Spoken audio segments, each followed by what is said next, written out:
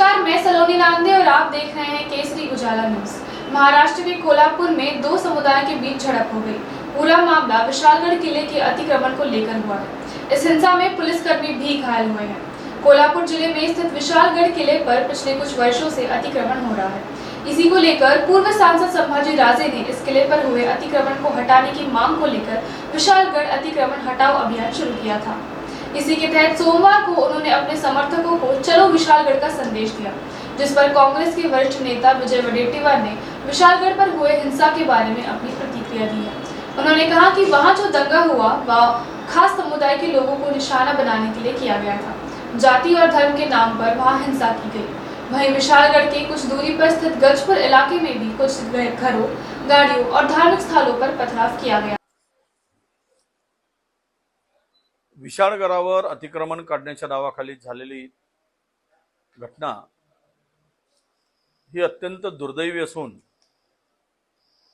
ज्या मस्जिदीच्या ठिकाणी हा वाद उद्भवला आणि ज्या पद्धतीने याला हिंसक स्वरूप मिळालं आणि विशिष्ट समाजाच्या लोकांना टार्गेट करून त्यांची घरं जाळण्याचं काम केलं गेलं, हे अत्यंत क्लेशदायक आणि वेदनादायक आहे।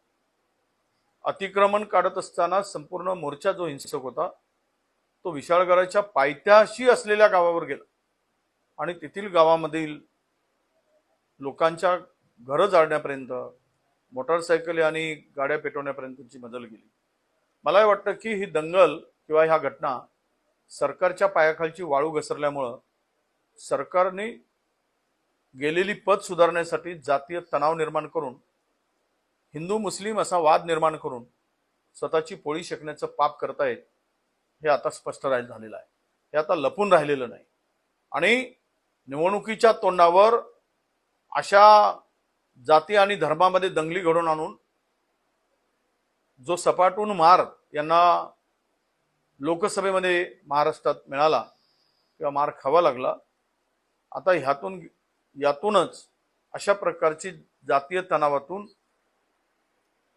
काय आपल्याला पदरात पाडून घेता येईल असा एक केविलवाणा प्रयत्न महायुती सरकारचा दिसतो आहे। आम्ही स्पष्टपणे या संदर्भात आमचा आरोप आहे की दंगलच मुळात हिंदुत्ववाद्यांनी कोणाच्या चितावणीवरून केली, कोण याच्या मागे आहे आणि यांच्यावर काय कारवाई होणार आहे याचा खुलासा सरकारनं करण्याची आवश्यकता आहे। आणि जे जे यामध्ये दोषी असतील त्यावर जर कारवाई झाली नाही तर महाराष्ट्रातील येणाऱ्या दिवसात जे काही कायदा सुव्यवस्थेचे धिंडवडे निघाले आणि याला सर्वस्व महायुती सरकार, महाराष्ट्र सरकार जबाबदार ठरेल।